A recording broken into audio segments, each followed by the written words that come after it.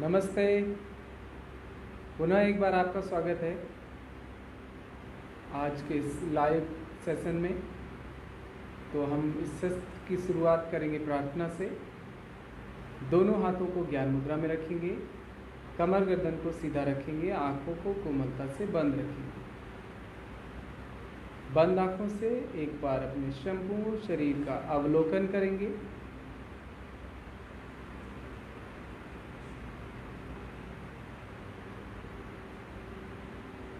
श्वास पर ध्यान देंगे। लंबा गहरा श्वास भरेंगे 2 से 3 बार, पूरा खाली करेंगे।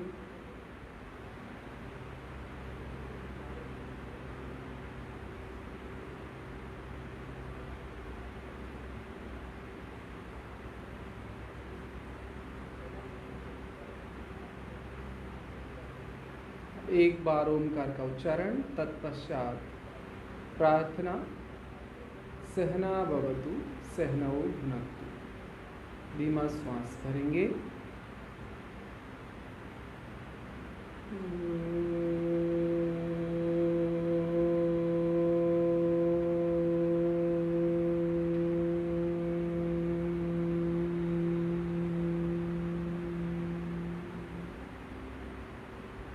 सहना भवतु सहनौ भुनक्तु। सह वीर्यं करवावहै।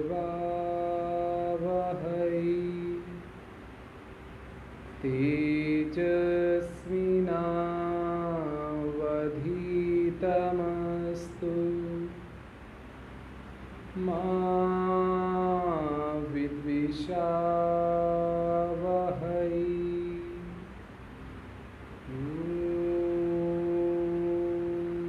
शांति शांति शांति।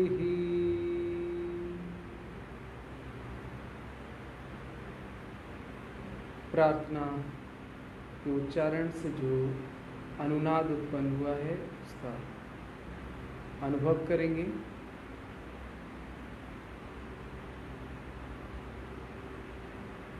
दोनों हथेलियों को परस्पर मिलाएंगे। परमपिता परमेश्वर, इष्ट गुरु माता पिता को हृदय से नमन करेंगे, चरण वंदन करेंगे। जमीन की तरफ देखते हुए दोनों आंखों को खोलेंगे, हाथों को नीचे लेंगे। आज का हमारा टॉपिक है यौगिक मैनेजमेंट ऑफ कार्डियक डिसऑर्डर्स। जानेंगे हम कि कार्डियक डिसऑर्डर्स क्या होते हैं और उसका मैनेजमेंट किस प्रकार से किया जाएगा। आज के सत्र में हम सबसे पहले जो हमारी बीमारी है उसकी परिचय के बारे में बात करेंगे। फिर वो बीमारी के साइन और सिम्टम्स, उसको कैसे पहचाना जाए उसके बारे में बात करेंगे। फिर हम बात करेंगे कि वो बीमारी क्यों होती है। इसके पश्चात हम बात करेंगे कि उस बीमारी को योग के द्वारा कैसे ठीक कर सकते हैं। और अंत में हम बात करेंगे भोजन के बारे में। और ये हमारा आज का पूरा सत्र रहेगा। तो आइए हम सबसे पहले जानते हैं कार्डियो के जो डिसऑर्डर्स हैं उनको हम कैसे पहचानेंगे। तो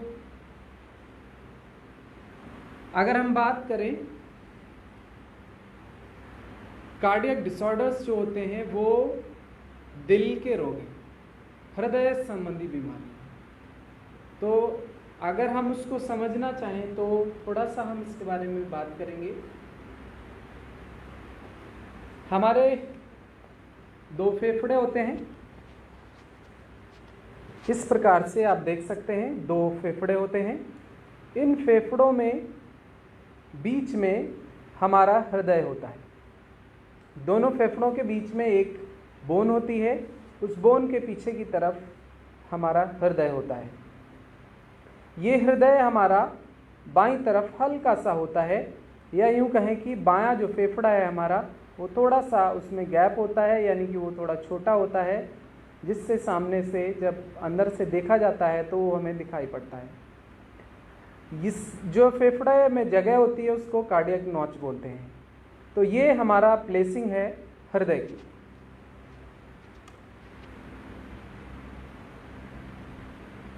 इसके बाद में अगर हम बात करें कि जो हमारा हृदय है वो किस प्रकार का होता है, तो आप इसको देख सकते हैं। हर एक व्यक्ति का हृदय उसके मुट्ठी के बराबर होता है। जितनी मुट्ठी है उसी साइज का उसका हृदय होता है। जब इस हृदय को देखोगे आप तो ये इस प्रकार की शेप का होता है। अगर हम इसको अंदर से देखें तो आप देखेंगे कि ये इस तरीके का होता है। इसमें 4 चैम्बर होते हैं, 2 ऊपर होते हैं, 2 नीचे होते हैं। ऊपर और नीचे के चैम्बर्स में 2 बॉल्ब लगी होती हैं जिसमें रक्त का आवागमन होता है। ऊपर की जो ऊपर के जो चैम्बर्स होते हैं उनको हम आर्टियम कहते हैं। नीचे के जो चैम्बर्स होते हैं उनको वेंट्रिकल कहते हैं। एट्रियम जो हमारा होता है उसका राइट साइड का जो भाग होता है वो जो हमारा इम्प्योर ब्लड होता है, डीऑक्सीजनेटेड ब्लड होता है, उसको इकट्ठा करता है। फिर वो नीचे राइट वेंट्रिकल में ले जाता है। फिर वहाँ से वो फेफड़ों को भेजता है शुद्ध होने के लिए, और फिर वहाँ से शुद्ध होके लेफ्ट वेंट्रिकल में लेफ्ट एट्रियम आता है। फिर वहाँ से नीचे आता है लेफ्ट वेंट्रिकल में, और फिर लेफ्ट वेंट्रिकल से पूरे शरीर में उसकी सप्लाई की जाती है। तो ये इस प्रकार से काम करता है। ये जो हमारा हृदय है इसको अगर आप थोड़ा सा और समझें तो आप देखेंगे कि ये इसको हम कहते हैं कि ये घर का मुखिया है। और अगर घर का मुखिया सही है, स्वस्थ है, तो परिवार हमारा अच्छा रहता है। अगर घर का मुखिया बीमार हो जाएगा तो हमारा पूरा परिवार मुश्किल में आ जाता है। तो इस प्रकार से ये हृदय जो हमारा है इसको हम देखेंगे कि कुछ इसमें खून की नलियाँ होती हैं जिनके माध्यम से हमारे पूरे शरीर में रक्त का संचार होता है, और उस रक्त के माध्यम से बहुत सारे न्यूट्रिएंट्स, ऑक्सीजन की सप्लाई की जाती है। तो अगर हम बात करें, अभी जैसे मैंने आपको वहाँ पर दिखाया था, तो ये एक एंटीरियर व्यू है हमारे फेफड़ों का, जिसमें से हमें हृदय इस प्रकार से बीच में दिखाई दे रहा है। इसमें देखेंगे हमारा जो हृदय हल्का सा लेफ्ट साइड होता है, उसकी वजह से क्या होता है, हमारा जो लेफ्ट साइड के फेफड़े हैं वो हल्के से छोटे हो जाते हैं, जिनमें 2 लोब होते हैं, और राइट साइड के फेफड़ों में 3 लोब बन जाते हैं। और इस प्रकार से हम इसको समझ सकते हैं कि ये हमारा हृदय है। अब हम बात करेंगे हृदय से संबंधित रोगों की। हृदय बहुत ही इम्पॉर्टेंट ऑर्गन है हमारे शरीर का, बहुत ही महत्वपूर्ण भाग है। अगर हृदय हमारा स्वस्थ है तो हमारा पूरा शरीर स्वस्थ रहता है। अगर हृदय हमारा बीमार होने लगे तो हम अस्वस्थ होने लगते हैं। हृदय की बीमारियों की अगर हम बात करें तो इसमें बहुत प्रकार की बीमारियां आती हैं। तो इसको अगर हम जानें तो 2 प्रकार की मुख्य बीमारियां होती हैं। जैसे मैंने उदाहरण दिया कि हृदय परिवार के मुखिया जैसा होता है, तो अगर परिवार का मुखिया बीमार होगा तो उसको परेशानी होगी, तो पूरा परिवार बीमार होगा। एक बीमारी होती है हृदय की अपनी खुद की, जिसको हम कोरोनरी आर्टरी डिजीज़ कहते हैं, यानी कि मुखिया खुद ही बीमार हो रहा है। और एक होता है कि मुखिया की वजह से या मुखिया के और जो परिवार के लोग हैं उनको बीमारी हो रही है, उसकी वजह से भी मुखिया प्रभावित हो रहा है। तो इस प्रकार से 2 तरीके की बीमारियां हृदय से संबंधित होती हैं। जो कोरोनरी आर्टरी डिजीज़ है उसका मतलब ये होता है, कोरोनरी आर्टरी एक वो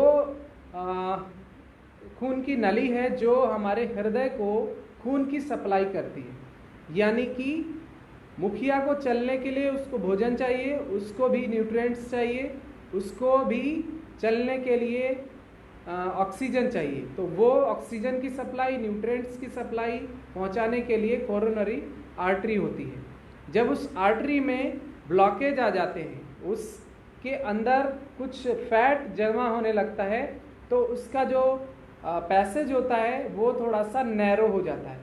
पहले पैसेज जितना था नॉर्मल, उससे छोटा हो जाता है। छोटा होने की वजह से क्या होता है, खून की सप्लाई हृदय की तरफ थोड़ी सी कम हो जाती है, जिसके कारण वो धीरे धीरे बीमार पड़ने लगता है, और जितना ब्लॉकेज होता है उसके अनुसार वो इफ़ेक्ट करता है। इसी के कारण हृदय का आघात होता है, जिसको हम हार्ट अटैक बोलते हैं। इसके अलावा कई बार हार्ट फेल्योर भी हो जाता है और डेथ भी हो जाती है। तो ये एक बीमारी है हृदय से संबंधित, कोरोनरी आर्टरी डिजीज। दूसरी बीमारी है हाइपरटेंशन। हाइपरटेंशन यानी कि ब्लड प्रेशर का बढ़ना। हमारी जो खून की नलियां होती हैं उन पर एक प्रेशर होता है, उन पर एक दबाव होता है। जब खून उसमें से बहता है तो वो खून की नलियों पर एक प्रेशर क्रिएट करता है, एक दबाव क्रिएट करता है। तो वो जो दबाव होता है उसको ब्लड का प्रेशर कहते हैं। वो सामान्य होता है तो नॉर्मल कंडीशन होती है, जब वो सामान्य से अधिक हो जाता है तो एबनॉर्मल कंडीशन होती है, जिसको हाइपरटेंशन कहते हैं। जब वो दबाव कम हो जाता है तो इसको हाइपोटेंशन कहते हैं। यानी कि जब दबाव बढ़ेगा तो हाई ब्लड प्रेशर, दबाव कम होगा तो लो ब्लड प्रेशर।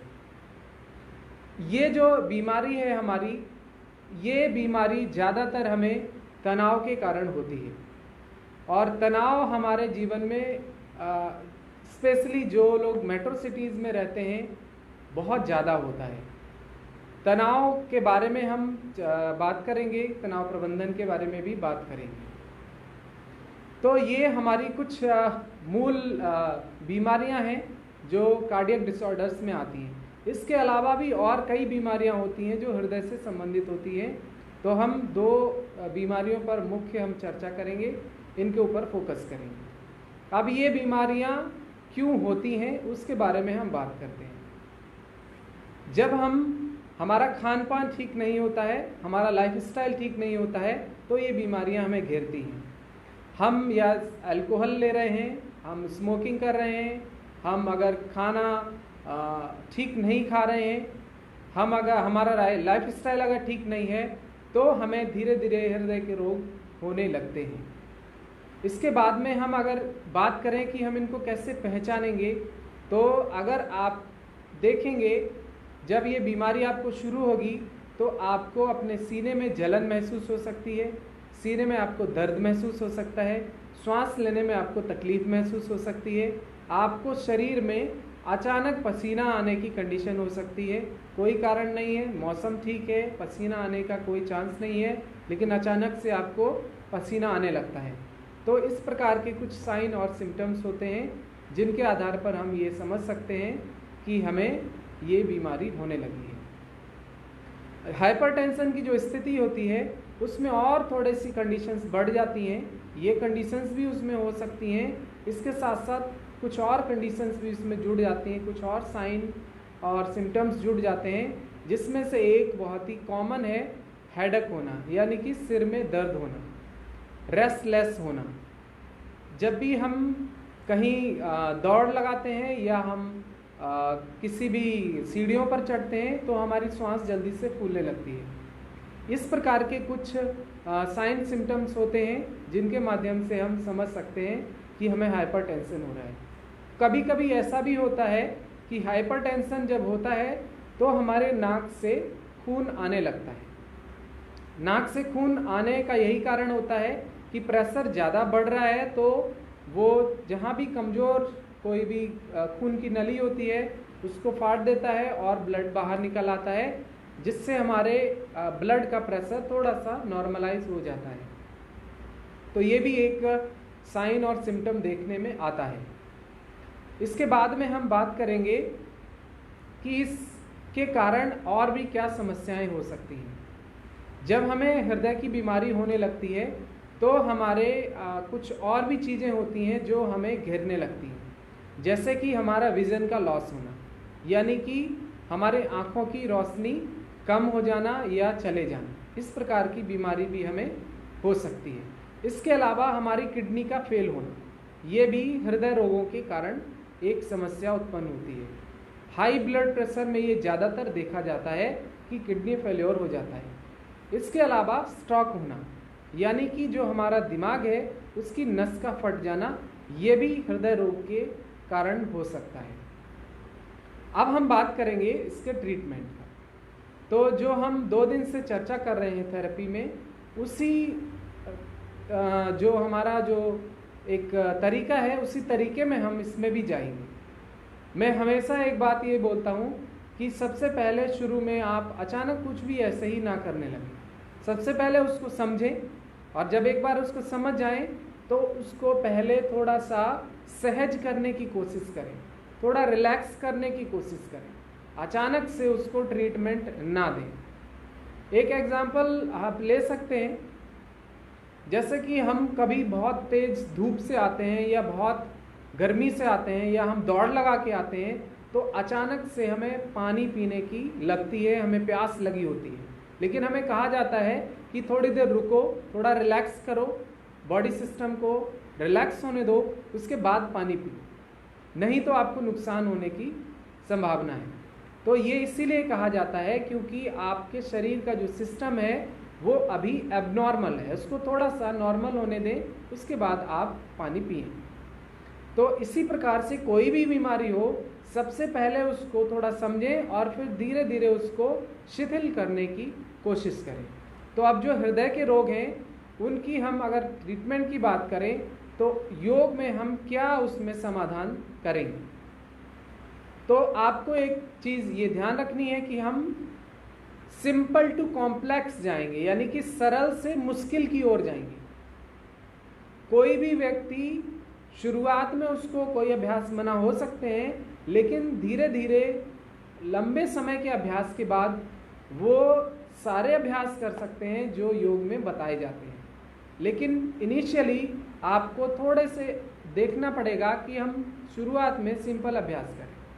तो हम जो शुरुआती अभ्यास हैं उनको अभी हम शुरू करेंगे, जिसमें हमारे कुछ ब्रीदिंग से रिलेटेड अभ्यास हैं, श्वास से संबंधित अभ्यास हैं, उनकी हम अभी चर्चा करेंगे। जब भी आप हृदय रोग है, आपको हाई ब्लड प्रेशर है, आप खड़े होकर अगर अभ्यास शुरू करते हैं तो आपको मुश्किल हो सकती है, क्योंकि जब आप खड़े होंगे तो आपका शरीर पैरों और हाथों में दोनों तरफ ब्लड को अच्छे से प्रयोग करेगा।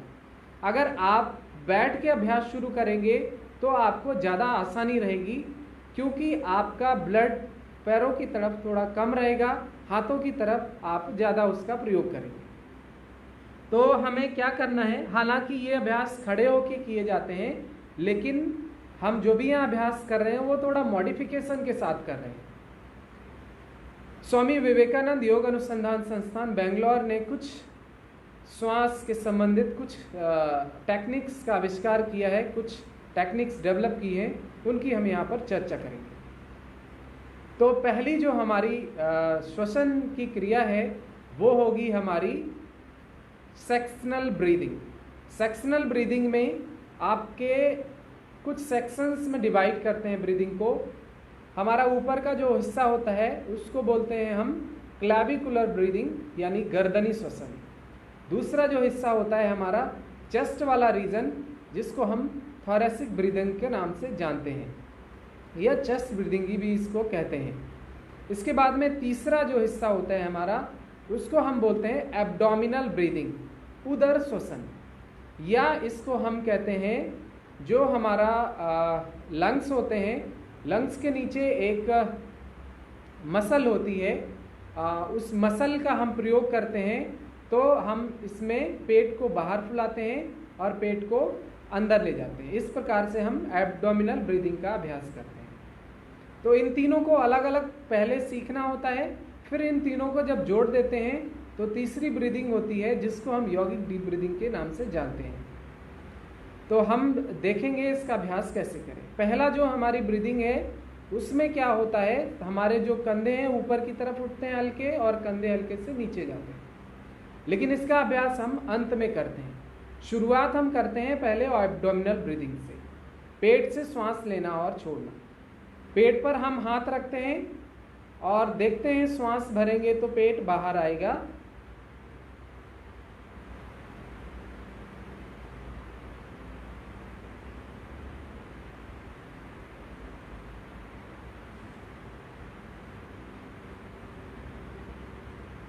श्वास भरेंगे पेट फूलेगा, श्वास छोड़ेंगे पेट पिचकेगा, श्वास भरेंगे पेट फूलेगा, श्वास छोड़ेंगे पेट पिचकेगा। ऐसा करने से हमारा जो ऑटोनॉमस नर्वस सिस्टम होता है, जिसमें सिंपैथेटिक नर्वस सिस्टम और पैरासिम्पैथेटिक नर्वस सिस्टम दो हिस्से होते हैं, उन दोनों में बैलेंस स्थापित होता है। इसके अभ्यास से हमारे ब्रेन की वेव्स में भी परिवर्तन आता है। हम जब ब्रीदिंग का अभ्यास करते हैं तो हम अल्फा वेव्स को जनरेट करते हैं। तो जब अल्फा वेव्स आती हैं तो हमारा मन शांत होता है, मस्तिष्क शांत होता है, तनाव हमारा कम होता है। क्योंकि जो हमारे कार्डियक डिसऑर्डर हैं वो ज़्यादातर तनाव के कारण होते हैं, और तनाव को कम करने में ये ब्रीदिंग बहुत ज़्यादा कारगर होती है। तो जब हम श्वास भरेंगे तो पेट को फुलाएंगे, श्वास छोड़ेंगे पेट को अंदर ले जाएंगे। अब इसमें एक सावधानी जो आपको रखने की है वो ये है कि आप जब श्वास लें तो चेस्ट का मूवमेंट ना हो, सिर्फ आपके एब्डोमेन का मूवमेंट हो। कैसे होगा देखिए।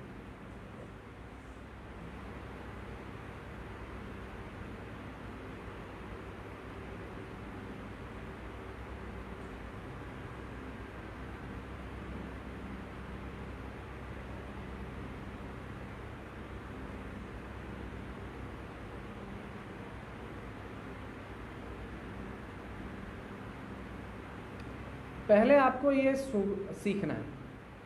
शुरुआती दौर में आप इसको लेट के भी कर सकते हैं। इसके बाद में दूसरा हम बात करेंगे, दूसरा है थोरेसिक ब्रीदिंग।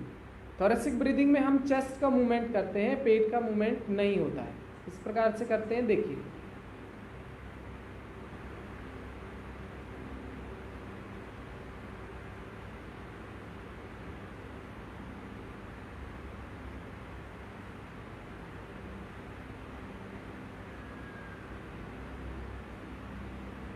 अब इसमें एक कंडीशन होती है, पेट से श्वास लेने छोड़ने में हमारा चेस्ट का मूवमेंट नहीं होता है, लेकिन जब हम चेस्ट ब्रीदिंग करते हैं तो पेट का मूवमेंट अंदर बाहर नहीं होता है। हल्का सा पेट की जो मांसपेशियां हैं ऊपर की तरफ उठ सकती हैं, लेकिन बाहर नहीं आएंगी। ये बात का ध्यान रखना है।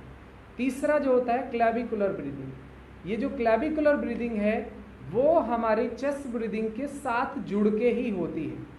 अलग से करना थोड़ा सा मुश्किल होता है। जब हम अपने चेस्ट को फैलाएंगे,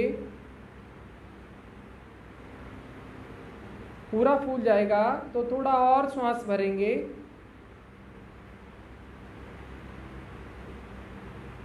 ज़्यादा श्वास भरेंगे तो कंधे ऊपर उठेंगे, फिर श्वास छोड़ेंगे, कंधे नीचे, चेस्ट अंदर।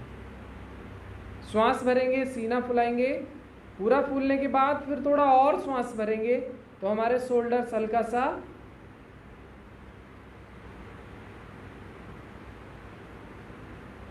ऊपर की तरफ उठ जाएंगे। श्वास छोड़ेंगे तो कंधे नीचे और चेस्ट अंदर।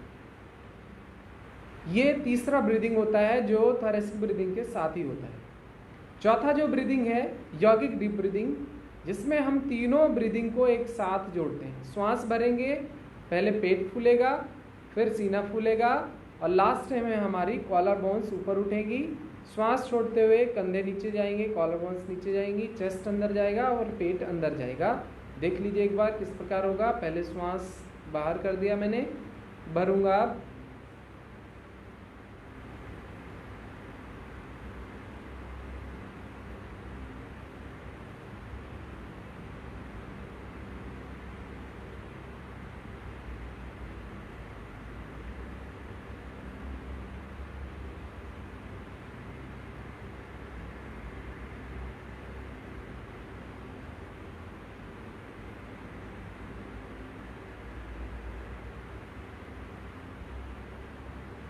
इस प्रकार से हम जब ब्रीदिंग करेंगे ये चारों, तो हमारा ऑटोनॉमस नर्वस सिस्टम, पूरी तरह से बैलेंस होगा। सिंपैथेटिक और पैरासिम्पैथेटिक दोनों ही बैलेंस होंगे, क्योंकि तनाव में हमारा सिंपैथेटिक नर्वस सिस्टम ज़्यादा एक्टिवेट हो जाता है, पैरासिम्पैथेटिक कम हो जाता है।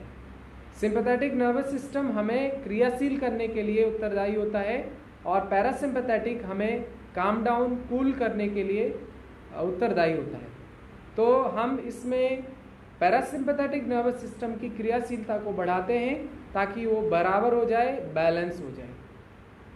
तो हमारा स्ट्रेस लेवल कम होता है और हमारे ब्रेन में अल्फा वेव्स की मात्रा बढ़ती है, जिसके कारण हमारा मन शांत होता है, हम तनाव से मुक्त होते हैं। इसके बाद में हम आगे की जो क्रियाएं हैं उनको देखेंगे। ये जो अभी ब्रीदिंग हमने किया है, ये आपको बिहार स्कूल ऑफ योग की आसन प्राणायाम मुद्राबंद नामक पुस्तक में भी मिल जाएगी और बहुत सारी जगह पर इसका रेफरेंस मिलता है। अब जो हम प्रैक्टिस करने जा रहे हैं वो एसवीएस बेंगलोर की जो यूनिवर्सिटी है योग की, उसी में मिलता है। पहली प्रैक्टिस है hands in and out breathing. ये खड़े होकर अभ्यास होता है, लेकिन शुरुआत में आपको बैठकर अभ्यास करना है। श्वास भरते हुए आपने हाथों को फैलाना है पूरा पीछे की तरफ, श्वास छोड़ते हुए आगे लाना है। श्वास भरते हुए पीछे,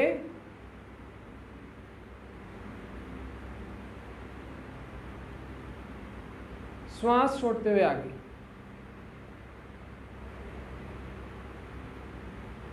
श्वास भरते हुए पीछे,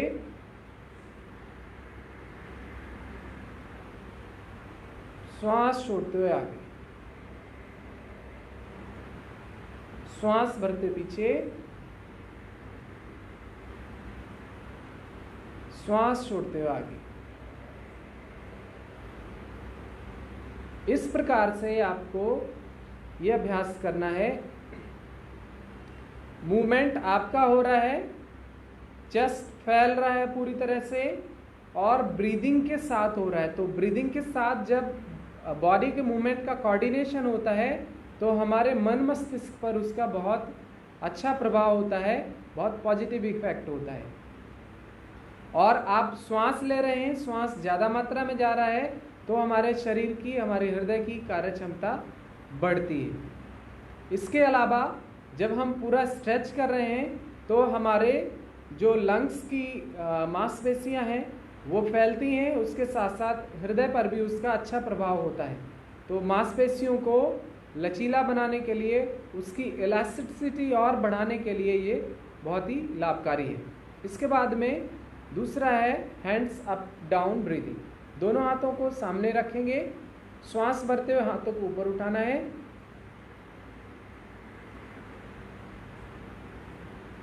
श्वास छोड़ते हुए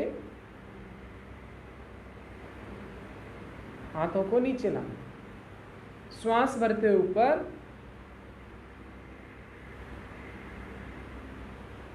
श्वास छोड़ते हुए नीचे,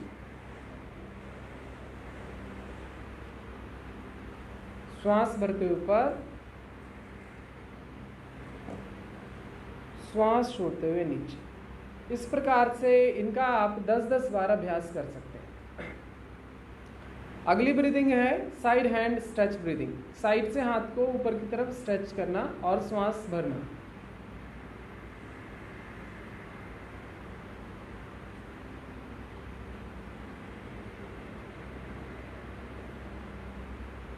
श्वास छोड़ते हुए नीचे लाना। ब्रीदिंग का और हैंड मूवमेंट का कोऑर्डिनेशन बहुत इंपॉर्टेंट है। उसके ऊपर डिपेंड करेगा कि वो आपके कार्डियक डिसऑर्डर्स पर वर्क कर रहा है या नहीं कर रहा है। जैसे जैसे आपका हैंड का मूवमेंट होगा वैसे वैसे श्वास भरा जाएगा और जितना हाथ ऊपर उठेगा उतना श्वास भरा जाएगा, यहाँ तक श्वास भरा जाएगा और धीरे धीरे श्वास छोड़ा जाएगा और यहाँ से धीरे धीरे श्वास नीचे की तरफ लाएंगे। शुरुआती दौर में ऐसा होगा कि मूवमेंट आपका यहाँ तक आएगा, श्वास आपका ख़त्म हो जाएगा। अब ये जो आगे का इतना पार्ट है वो बिना ब्रीदिंग के होगा, तो शुरुआत में चलेगा लेकिन धीरे धीरे इसको आपको ठीक करना है और पूरा मूवमेंट आपका ब्रीदिंग के साथ में होना चाहिए। ये इम्पॉर्टेंट बात है। इसके अलावा इसी प्रकार की क्रियाएं स्वामी धीरेन्द्र ब्रह्मचारी जी द्वारा दी गई हैं जिसमें आप वक्षस्थल शक्ति विकासक की दोनों क्रियाएं कर सकते हैं, जिनका अभ्यास बहुत बार कराया जा चुका है और लगातार सेशंस चल रहे हैं, सुबह भी चल रहे हैं, उनमें भी आप जाके देख सकते हैं। इसके आगे हम चलेंगे और कुछ अभ्यास जो हमें पहले हमारी जो कार्डियक डिसऑर्डर है उसको थोड़ा सा सेटल डाउन करने में कारगर होगा।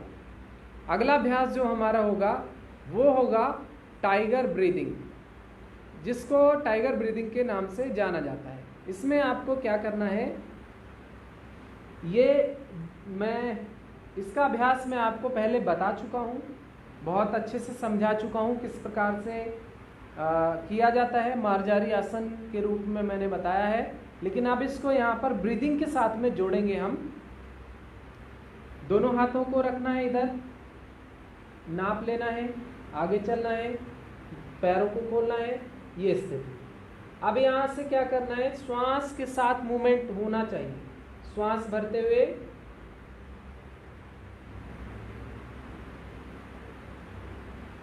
श्वास छोड़ते हुए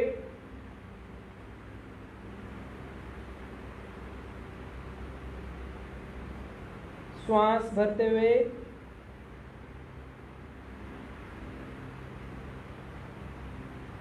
श्वास।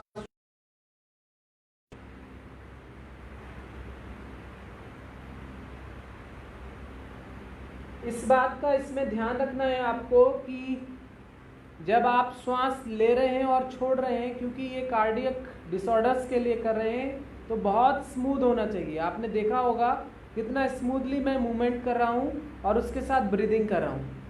तो आपको इसमें भी ये बात ध्यान रखना है कि जैसे मूवमेंट हो रहा है उसी मूवमेंट के साथ में आपको श्वास को जोड़ना है, ब्रीदिंग को उसके साथ में जोड़ना है। इसके अलावा आप कुछ और ब्रीदिंग्स भी हैं जिनको आप जोड़ सकते हैं इसमें, जिसमें से इसी ब्रीदिंग का एक वेरिएशन है जिसको हम पैर मिलाकर पैर को स्ट्रेच करते हैं श्वास भरते हुए।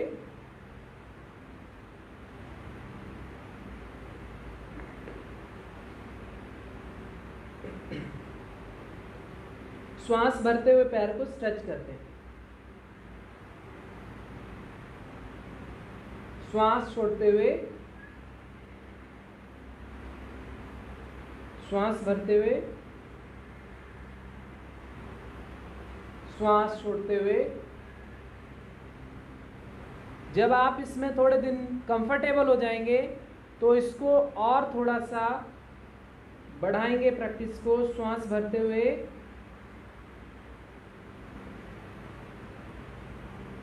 श्वास छोड़ते हुए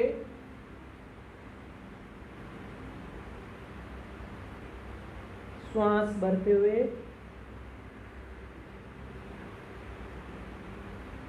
श्वास छोड़ते हुए।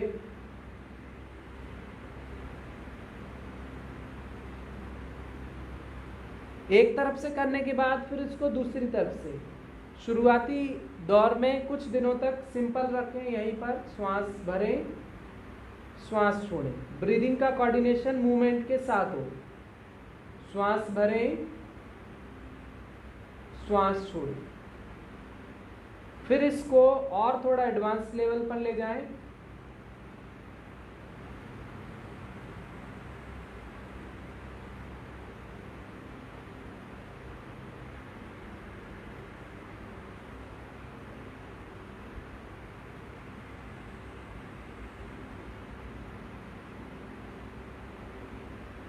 ये इस प्रकार से ब्रीदिंग का अभ्यास करेंगे। तो ये कुछ ब्रीदिंग्स हैं जो हमारे जो कार्डियक डिसऑर्डर्स हैं उसको थोड़ा सा शिथिल करने के लिए, सेटल डाउन करने के लिए शुरुआत में मदद करेंगे। इसके बाद में आगे जब बढ़ेंगे हम तो और कुछ प्रैक्टिसेस शुरुआती जो है वो भी करेंगे, जिसमें आप नाड़ी शोधन या अनुलोम विलोम प्राणायाम जिसको जानते हैं हम, उसका अभ्यास करेंगे।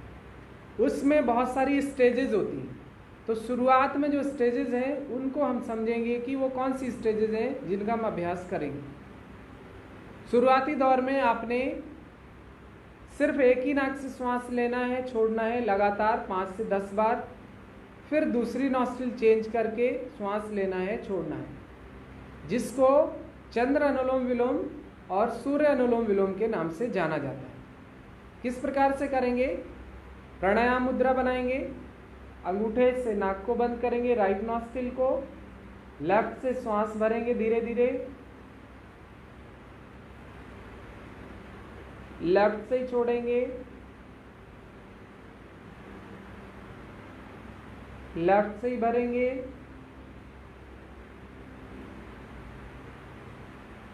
लेफ्ट से ही छोड़ेंगे। इस प्रकार से 10 बार हम प्रैक्टिस करेंगे। फिर नॉस्ट्रिल चेंज करेंगे, लेफ्ट नॉस्ट्रिल को बंद करेंगे, राइट से श्वास भरेंगे।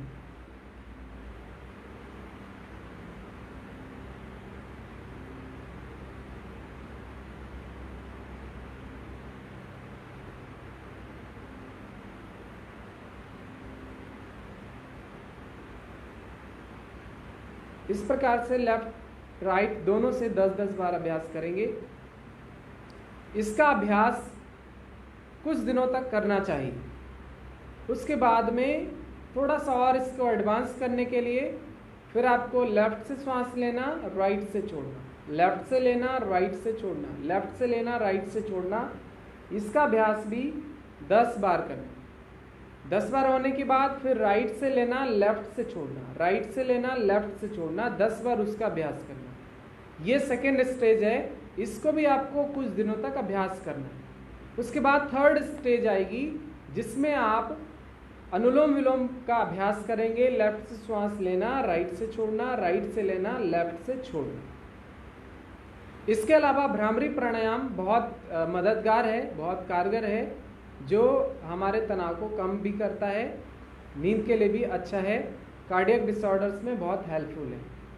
भ्रामरी प्राणायाम के लिए पहले हम बिना कान को बंद किए जो IDY के प्रोटोकॉल का पहला वेरिएशन है उसको करते हैं। श्वास भरा,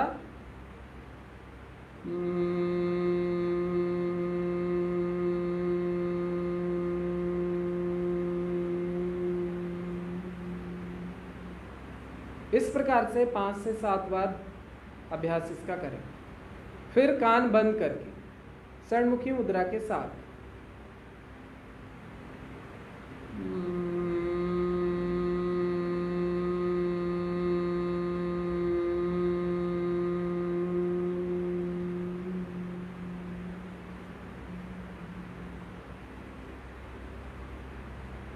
ये अभ्यास आपने शुरुआती दौर में करना है। हो सकता है कुछ लोग हमारे साथ नए जुड़े हों, हालांकि मैं पिछले सत्र में इसके बारे में भी काफ़ी डिटेल में बताया है। फिर मैं एक बार कुछ चीज़ें इसमें आपको बताना चाहता हूँ। भ्रामरी प्राणायाम करते समय आपके जो दोनों दांत हैं वो आपस में इस तरह से नहीं होने चाहिए, दांत खुले होने चाहिए, होंठ बंद होंगे, दांत खुले होने चाहिए। इसके बाद में आपने क्या करना है, जो आपकी जीभ है, जिह्वा जिसको टंग कहते हैं, वो नीचे की तरफ ऐसे बैठी हुई नहीं होनी चाहिए, वो बीच में लटकी हुई होनी चाहिए, जिसको कहते हैं अधर में लटका हुआ। और जब षणमुखी मुद्रा करें तो बहुत ज़्यादा प्रेशर क्रिएट ना करें, कान को बहुत ज़्यादा तेज़ी से ना दबाएं, आँखों को बहुत तेज़ी से ना दबाएं, नाक को तेज़ी से ना दबाएं। इस प्रकार से कोई बहुत ज़्यादा प्रेशर क्रिएट ना करें। सहजतापूर्वक अपनी अंगुलियों को अपने जो कान है, आँख है, नाक है, उसके ऊपर रखें। इन बातों का इसमें ज़रूर ध्यान में रखना है। अब कुछ और प्रैक्टिसेस हैं जिनको हम देखेंगे जो बहुत कारगर हैं हाइपरटेंशन और कार्डियक डिसऑर्डर्स में। जो बिहार स्कूल ऑफ योग की पुस्तक है आसन प्राणायाम मुद्रा बंद, उसमें पवन मुक्तासन सीरीज 1, जिसका हम अभ्यास करते हैं, दोनों हाथों को पीछे की तरफ रखते हैं, हल्का सा पैर सीधा रखते हैं, पैर की अंगुलियों को ऊपर और नीचे चलाना। लेकिन सिर्फ पैर की उंगलियों को ऊपर नीचे चलाने से लाभ नहीं होगा। आपका जो बहुत इंपॉर्टेंट पॉइंट है वो ये है कि इस मूवमेंट के साथ में ब्रीदिंग को जोड़ना है। श्वास को जरूर जोड़ना है। तो श्वास भरते हुए अंगुलियां आपकी पेट की तरफ जाएंगी, श्वास छोड़ते हुए अंगुलियां आपकी जमीन की तरफ जाएंगी। पैर के पंजे का मूवमेंट नहीं होगा, सिर्फ अंगुलियों का मूवमेंट होगा। श्वास भरेंगे, श्वास छोड़ेंगे, श्वास भरेंगे, श्वास छोड़ेंगे। इस प्रकार से इसका 10-10 बार अभ्यास करेंगे। फिर पूरे पंजे का मूवमेंट, श्वास भरेंगे, श्वास छोड़ेंगे, श्वास भरेंगे, श्वास छोड़ेंगे, श्वास भरेंगे, श्वास छोड़ेंगे। जब इसका अभ्यास आप करेंगे तो देखेंगे कि आप ब्रीदिंग के साथ इसको कोऑर्डिनेट कर रहे हैं अगर, तो आपका जो हाई ब्लड प्रेशर है बहुत ही जल्दी से धीरे धीरे वो कम होने लगेगा। लेकिन प्रॉपर ब्रीदिंग के साथ होना इम्पॉर्टेंट है। एक बहुत इम्पॉर्टेंट चीज़ जो ज़्यादातर अभ्यासों में है वो है बॉडी एंड ब्रीदिंग सिंक्रोनाइजेशन, यानी कि श्वास और शरीर की जो गति है उन दोनों का एक साथ होना। ऐसा लगे कि श्वास और जो बॉडी का मूवमेंट हो रहा है, शरीर की जो गति हो रही है वो एक ही साथ हो रही है, वो अलग अलग नहीं हो रही है। ऐसा ना हो कि मूवमेंट आपका चल रहा है और श्वास खत्म होगी, ऐसा नहीं होना चाहिए, तभी ये ज़्यादा प्रभावकारी होगा। इसके अलावा कुछ और अभ्यास है इसी में। दोनों हाथों को सामने रख के श्वास भरते हैं, श्वास छोड़ते हैं, श्वास भरते हैं, श्वास छोड़ते हैं, श्वास भरते हैं, श्वास छोड़ते हैं। इस प्रकार से हैंड मूवमेंट। अब इसमें जो ध्यान रखने वाली बात है कि आपने जो हाथ है वो कंधे के बराबर उठा लेना है। कूहनी तक का हिस्सा कंधे के बराबर ही रहेगा। ये कूहनी तक का हिस्सा आपका ऐसे ना हो कि यहाँ पर करने पर नीचे आ जाए, यहाँ करने पर ऊपर चला जाए या यहाँ नीचे चला जाए। ये एक बार फिक्स हो जाएगा, आगे का हाथ मूवमेंट करेगा। इसी प्रकार से दूसरा अभ्यास होगा। आप साइड में देख भी सकते हैं अपना खुद का ऑब्जर्व करने के लिए कि ठीक है या नहीं। श्वास भरना, श्वास छोड़ना, श्वास भरना, श्वास छोड़ना, श्वास भरना, श्वास छोड़ना। इसमें भी कोशिश करें, ध्यान रखें, थोड़ा कई बार मुश्किल हो जाता है कि जब आपके हाथ कंधे के बराबर हैं तो वो वहाँ से नीचे ना जाएं, कंधे के बराबर ही रहें और वहीं से मूवमेंट हो, कंधे के बराबर से ही मूवमेंट हो, नीचे की तरफ ना जाए। इस बात का थोड़ा सा ध्यान रखें। इसके बाद में इसी में जो हमारा इंटरनेशनल डे ऑफ योग का प्रोटोकॉल है उसमें एक और अभ्यास है स्कंध संचालन। यहाँ से आपने कूहनी को मिलाना है श्वास के साथ। श्वास भरते हुए ऊपर का सर्कल, श्वास छोड़ते हुए नीचे का सर्कल। श्वास भरना, श्वास छोड़ना, यहां तक छोड़ना, यहां से भरना शुरू करना, यहां तक भरना क्योंकि अब यहां से नीचे जाएगा, छोड़ना, ऐसे ही फिर उल्टा, यहां से नीचे जाने के लिए पहले श्वास भर लेंगे यहीं छोड़ते हुए, यहां तक छोड़ेंगे, यहां से भरना शुरू करेंगे,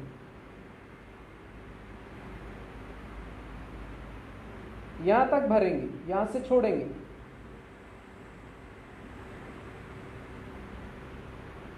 श्वास भरेंगे, छोड़ेंगे, भरेंगे, यहां पर रुकेंगे, हाथ साइड से लाके वापस आ। इस प्रकार से ये स्कंध संचालन। क्योंकि ये जो समस्याएं हैं ये हर उम्र के लोगों के लिए होती हैं। बुजुर्ग लोगों में हृदय की समस्या ज़्यादा होती है, उम्र जैसे जैसे बढ़ती है तो हमारे हृदय की समस्या कई बार आ जाती है। आजकल तो युवावस्था में भी होने लगी है, लेकिन ज़्यादातर जो संख्या है वो 40+ में ये देखी जाती है। तो हम जब बैठ के अभ्यास करेंगे तो थोड़ा हमें आसानी रहेगी। एक चीज़ और है कि अगर आप इस प्रकार से नहीं बैठ पाते हैं तो आप किसी स्टूल के ऊपर या किसी कुर्सी के ऊपर बैठकर भी इसका अभ्यास कर सकते हैं, क्योंकि कुछ अभ्यास ऐसे हैं जिनमें हाथ पीछे जाते हैं, इसलिए दीवार का सहारा अगर आप लेंगे तो थोड़ा मुश्किल होगी। इसलिए किसी चेयर का या किसी स्टूल का प्रयोग करके भी उसका अभ्यास आप करेंगे तो आपको काफ़ी फ़ायदा मिलेगा। इसके अलावा हम आगे बढ़ेंगे।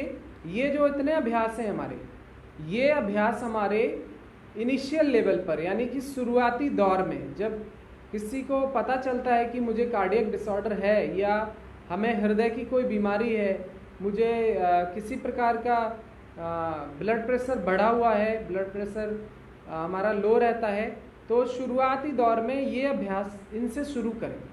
कुछ दिनों तक इनका अभ्यास करने के पश्चात धीरे धीरे ग्रेजुअली इंक्रीज करें, फिर और आगे के अभ्यास होंगे। आगे के अभ्यास में हम आसनों का अभ्यास लेंगे और फिर धीरे धीरे और हम आगे बढ़ेंगे तो थोड़े से और ऐसे आसन जिनका और ज़्यादा प्रभाव होगा। फिर धीरे धीरे आगे के और अभ्यास जिसमें सूर्य नमस्कार और प्राणायाम इत्यादि का अभ्यास भी हम इसमें ले सकते हैं। इसमें योग निद्रा का भी काफ़ी अच्छा रोल होता है। योग निद्रा भी अगर आप करते हैं तो वो भी आपके लिए इसमें बहुत कारगर साबित होगी। योग निद्रा के लिए आप हमारे मोरारजी देसाई राष्ट्रीय योग संस्थान का जो फेसबुक का पेज है उस पर कुछ दिनों पहले के सेशंस में जा सकते हैं। उसमें हमारे कुछ शिक्षकों ने योग निद्रा का अभ्यास कराया हुआ है, वहाँ से उसको आप कर सकते हैं। वो वीडियो आपके लिए अवेलेबल है। अब हम यहाँ पर देखेंगे कुछ आसनों का अभ्यास। सबसे पहले खड़े होने वाले आसन।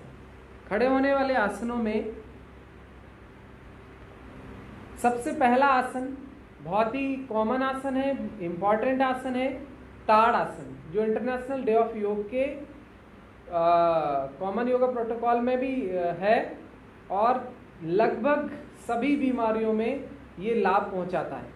तो उसके लिए दोनों पैरों में लगभग 2 इंच का अंतर रखते हैं, हाथ साइड में रखते हैं, श्वास भरते हैं, हाथ ऊपर उठाते हैं, फिंगर्स को इंटरलॉक करते हैं, टर्न करते हैं, ऊपर ले जाते हैं।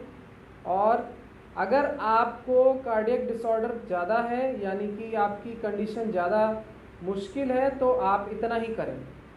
इतना करने पर क्या होगा, आपके जो फेफड़े हैं वो खिंच जाएंगे, तो फेफड़े खिंचने से आपके हृदय पर भी उसका अच्छा प्रभाव होगा, आपके श्वसन तंत्र पर ही होगा और आपके हृदय पर भी उसका अच्छा प्रभाव होगा।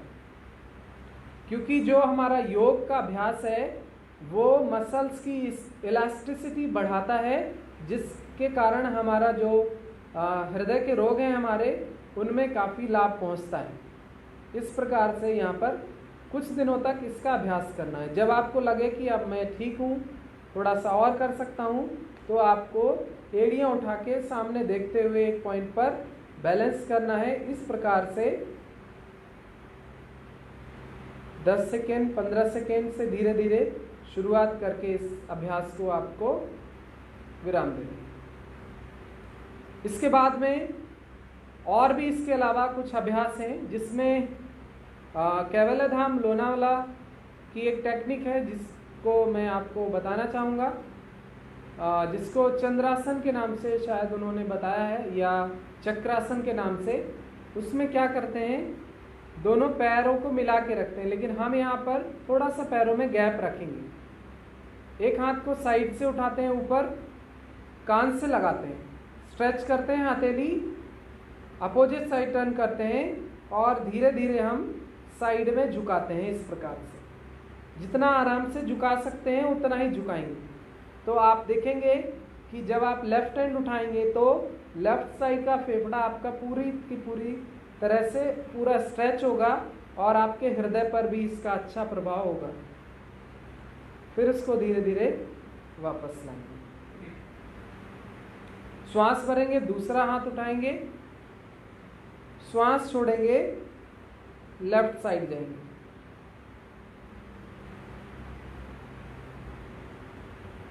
जब आप रोकेंगे तो आपका श्वास सामान्य रहेगा, श्वास छोड़ते हुए वापस आएंगे। ये भी एक अच्छा अभ्यास है जिससे आपका एक कारण और होता है, जो मोटापा है उसके कारण भी हृदय का रोग ज़्यादा जल्दी से आता है, हाइपरटेंशन जल्दी से आता है। तो मोटापे में भी ये मदद करेगा, मोटापे को कम करने में मदद करेगा और आपके हृदय रोग में भी उसको प्रिवेंट करने में भी ये काफ़ी लाभकारी रहेगा। इसके बाद में हम करेंगे बैठ के करने वाले आसन। बैठने वाले आसनों में 3-4 आसन जो हैं वो बहुत ही मुख्य आसन है, जिसमें एक पहला आसन है उष्ट्रासन, जिसमें आपको पैरों को खोलना है, घुटना एड़ी पंजा एक सीध पर होना चाहिए, कंधे के बराबर दूरी होनी चाहिए, दोनों हाथों को कमर पर रखना है और धीरे धीरे पीछे झुकाना है।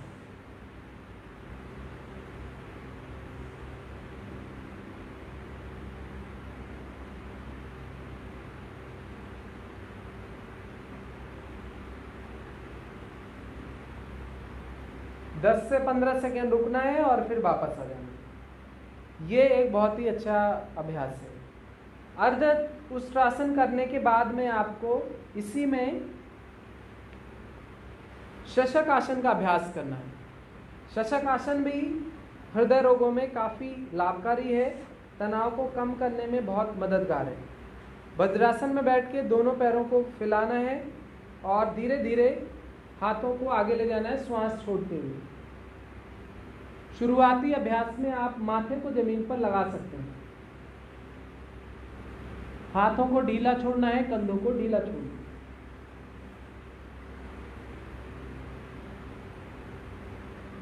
और फिर धीरे धीरे श्वास भरते हुए वापस आ जाए।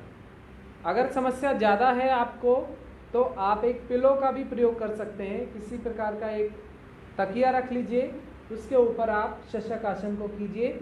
आप देखेंगे हमारे जो इंटरनेशनल योग के लिए हमारे MDNY के पेज पर 10 एपिसोड बनाए गए थे, जिसमें आसन की बहुत मॉडिफिकेशन है, उसमें शशक आसन का मॉडिफिकेशन आप देख सकते हैं। इसके अलावा हम आगे चलेंगे। अगला जो अभ्यास है उत्तान मंडूकासन, जो बहुत ही इफेक्टिव है हृदय रोगों में, जिसमें हम फिर से पैरों को फैलाते हैं, दोनों हाथ घुटने पर रखते हैं, श्वास भरते हुए हाथ ऊपर उठाते हैं, श्वास छोड़ते हुए दोनों हाथों को पीछे की तरफ ले जाते हैं। ये स्थिति, आंखों को बंद रखते हैं, यहाँ पर रुकते हैं। ये फाइनल स्थिति है। अगर ये आपसे नहीं हो पाता है तो आपको क्या करना है, या तो आप इसी में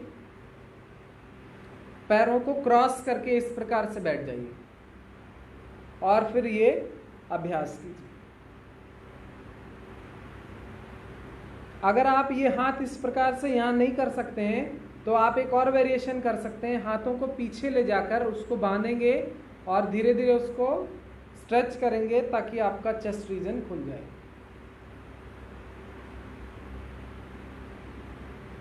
ये स्थिति।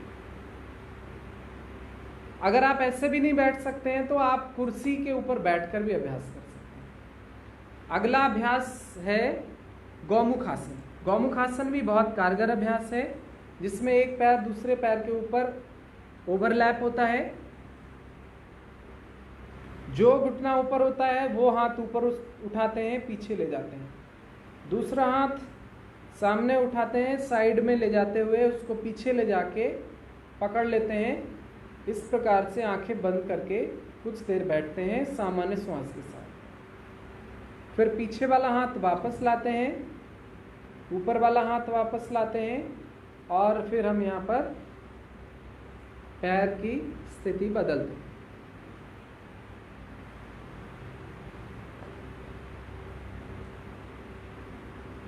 ये हाथ ऊपर,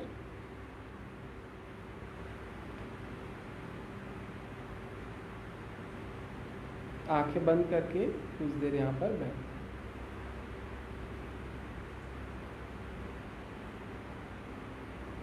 ये अभ्यास, इसके अलावा और भी अभ्यास आप कर सकते हैं। लेट के भुजंगासन का अभ्यास काफ़ी मदद करता है। शुरुआत में आप सरल भुजंगासन से शुरुआत करें, धीरे धीरे आगे आप धनुरासन का अभ्यास भी कर सकते हैं। एक चीज़ ध्यान रखना है, शलभासन को आपको अवॉइड करना है जब तक आपका हाइपरटेंशन लगभग ठीक ना हो जाए, हार्ट की प्रॉब्लम लगभग ठीक होने की तरफ ना आ जाए, तब तक शलभासन का अभ्यास आप अवॉइड करें। जैसे जैसे आप प्रैक्टिस को बढ़ाते जाएंगे, आप धीरे धीरे आगे चल के धनुरासन का भी अभ्यास कर पाएंगे, लेकिन शुरुआत में कुछ महीनों तक बिल्कुल प्रैक्टिस बहुत मुश्किल अभ्यासों की नहीं करनी है, नहीं तो आपकी समस्या बढ़ सकती है। और हृदय आपका बहुत ही सेंसिटिव ऑर्गन है, तो वो जल्दी से नुकसान हो जाएगा, इसलिए बहुत सावधानी पूर्वक उसका अभ्यास करना है। और फिर आगे आप पीठ के बल लेट के सेतु बंधासन का अभ्यास कर सकते हैं, बहुत अच्छा लाभ करता है। अर्ध हलासन, अर्ध हलासन बहुत ही लाभकारी है हाइपरटेंशन और हार्ट प्रॉब्लम्स में। अर्ध हलासन का अभ्यास जरूर करें आप, उससे काफ़ी लाभ पहुंचेगा। इसके बाद में प्राणायाम का अभ्यास। प्राणायाम के अभ्यास में नाड़ी शोधन या अनुलोम विलोम प्राणायाम, भ्रामरी प्राणायाम, इनका ज़्यादा इफेक्ट होता है, इनका अभ्यास हमें ज़्यादा करना चाहिए। इसके अलावा योग निद्रा और ध्यान का अभ्यास, ये सारे अभ्यास। और फिर हम डाइट की बात करते हैं, तो हमें जो हमारा जो भोजन है उसको ज़रूर संतुलित करना चाहिए। भोजन जब आप करें तो आप ये विशेष ध्यान रखें कि आपके भोजन में सलाद शामिल हो, यानी कि कच्ची सब्जियां शामिल हों। जब आप भोजन करें तो उससे पहले सलाद खाएं, भोजन के साथ सलाद नहीं खाना है। आप मान लो कि आप 12 बजे भोजन करने जा रहे हैं, तो भोजन के समय पर आप सबसे पहले अपने घर में बोलिए कि मुझे सलाद पहले दो, पहले सलाद खाएं, उसके बाद में भोजन करें। ऐसा ही शाम को भी करें। और सुबह के समय पर फल का सेवन जरूर करें। खाली पेट एक सेब रोज खाएं, छिलका उतार के खाएं। और भोजन को नियमित करें, संयमित करें, समय पर भोजन करें। भोजन में और भी कई चीज़ें हैं जिनको आप शामिल करें। ये भोजन से संबंधित कुछ जानकारी है। आज का जो हमारा अभ्यास था उसको हमने 2 भागों में बांटा है। एक, सबसे पहले शुरुआती दौर में जब कार्डियक डिसऑर्डर्स या कार्डियक प्रॉब्लम्स होती हैं, तो एकदम जब शुरू कर रहे हैं योग, तो कुछ सरल से अभ्यास जिसमें ब्रीदिंग मूवमेंट्स स्पेशली और कुछ प्राणायाम के जो शुरुआती अभ्यास हैं, चंद्र अनुलोम विलोम, सूर्य अनुलोम विलोम इत्यादि करें, भ्रामरी प्राणायाम करें। जब कुछ दिनों तक ये सारा अभ्यास करके आपको थोड़ा अच्छा महसूस होने लगे, तब आपका जो शेड्यूल होगा वो थोड़ा चेंज हो जाएगा। फिर आपने क्या करना है, शुरू में ब्रीदिंग प्रैक्टिसेस करनी है, उसके बाद में कुछ सूक्ष्म व्यायामों का अभ्यास करना है, फिर आपको कुछ आसनों का अभ्यास करना है जिसमें कुछ खड़े होने वाले, फिर बैठ के, फिर लेट के, पीठ के बल, पहले पेट के बल, फिर पीठ के बल, और फिर शवासन, और शवासन में योग निद्रा का अभ्यास। उसके बाद प्राणायाम का अभ्यास जिसमें शुरुआत में आपको नाड़ी शोधन प्राणायाम, उसके बाद में भ्रामरी प्राणायाम, और उसके बाद में आपने ध्यान का थोड़ा सा अभ्यास करना है। और अपनी लाइफ स्टाइल को ठीक रखना है। सुबह समय पर उठना है, रात को समय पर सोना है, ज़्यादा अपने आप को थकाना नहीं है, तनाव ज़्यादा नहीं लेना है, खुशहाल रहना है। तो इस प्रकार का ये रहेगा। तो आज का हमारा जो सत्र था उसमें हमने कार्डियक प्रॉब्लम्स की परिचय के बारे में बात की, उसके बाद में हमने उसके कॉजेज़ के बारे में, कारण क्यों होते हैं उसके बारे में बात की, उसके बाद में हमने बात की उसके साइन एंड सिम्टम, कैसे हम उसको पहचानेंगे, फिर हमने बात की उसके ट्रीटमेंट के बारे में, और अंत में हमने भोजन के बारे में बात की। ये हमारा आज का सत्र था और आज हम यहाँ पर इसको समाप्त करेंगे।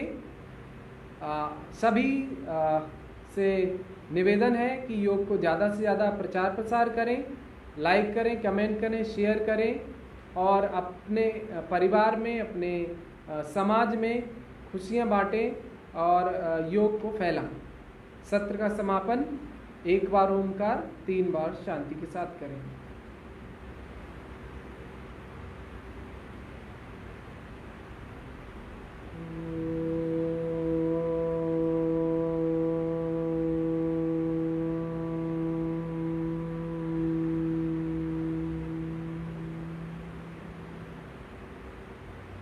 शांति शांति शांति।